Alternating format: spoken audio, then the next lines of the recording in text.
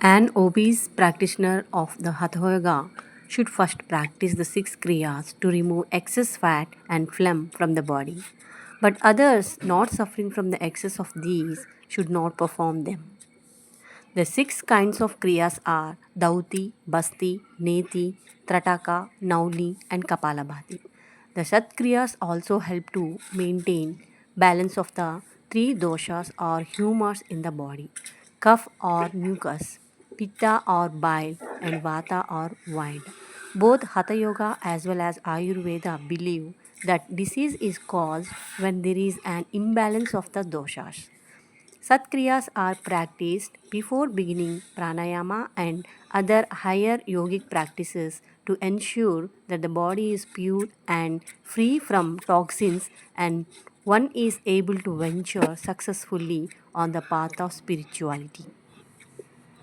Here I am doing Dauti. A strip of cloth roughly 3 inches wide and 15 cubits long is first moistened with warm water and then coaxed down the gullet into the stomach as demonstrated by one's guru and then gently taken out. The process is called Dauti Karma or Vastra Dhoti. The practice of Dauti Karma cures cough, asthma, enlargement of the spleen, leprosy, and 20 different diseases that arise because of phlegm. The three most common practices of Dauti are Vaman Dauti, that means done with water, Danda Dauti, done with a rubber tube, and Vastra Dauti, as explained above. In Vaman Dauti, the water is made saline and is tipped to match the internal environment of the practitioner. Basti means draw water by the middle. Hello friends, welcome back to our channel. So ఈరోజు మీరు వీడియోలో చూస్తున్నారు కదండి, ఒక 2 inches మనం యోగా కోర్సులో మనం నేర్చుకునేటప్పుడు మనం ఏంటంటే కొన్ని క్రియలు చేయవలసి ఉంటుందండి. అందులో మెయిన్ ఏంటంటే జలనీతి, సూత్రనీతి అండ్ వస్త్రధోతి అనమాట. జలనీతి అంటే మనం వాటర్తో క్రియ చేస్తూ ఉంటాము. సో దానివల్ల ఏంటంటే మన నోస్లో క్లెన్స్ అవుతుంది అనమాట, నోస్ క్లీనింగ్ అవుతుంది. అట్ ద సేమ్ టైం మనం సూత్రనీతి చేసేటప్పుడు కూడా నోస్లో ఏమైనా బ్లాకేజెస్ ఉంటే అవన్నీ క్లియర్ చేయొచ్చు.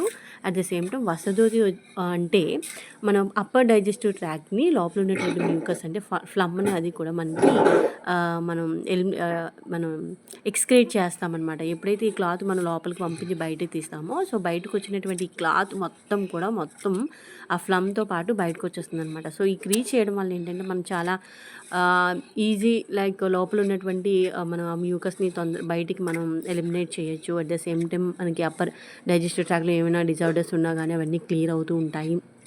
అట్ ద సేమ్ టైం మనకి ఎప్పుడైతే మన బాడీలోంచి కఫం బయటికి తీసామో ఆటోమేటిక్గా మనకి సమ్ ఫ్యాట్ రిడ్యూస్ అయినట్టే, ఆటోమేటిక్గా మనకి బాడీ తేలిగ్గా ఉండడం, ఫేస్లో ఒక గ్లో రావడం. So at the same time ఇది వెయిట్ లాస్ కూడా ఒక మంచి క్రియ అని చెప్పచ్చండి. సో ఇక్కడ నేను ఎర్లీ మార్నింగ్ చేస్తున్నాను ఈ వస్త్రధోతిని. 2 ఇంచెస్ క్లాత్ అండి, 2 మీటర్స్ క్లాతు అండ్ నాకు తెలిసి ఒక 3-4 ఇంచెస్ క్లాత్ ఉంటుంది అనుకుంటా దీని విత్ వచ్చేసి. సో కంప్లీట్గా ఏంటంటే ఈ క్రియ చేసేటప్పుడు చాలా జాగ్రత్తగా చేయాలండి, చాలా నెమ్మదిగా చేస్తూ ఉండాలి. ఏంటంటే దీన్ని లోపలికి మనం ఇన్సర్ట్ చేస్తున్నాం కాబట్టి ఒక్కొక్క గుటక వేసుకుంటూ నెమ్మదిగా మింగుతుంటే క్లాత్ అంతా లోపలికి వెళ్తుంది అనమాట.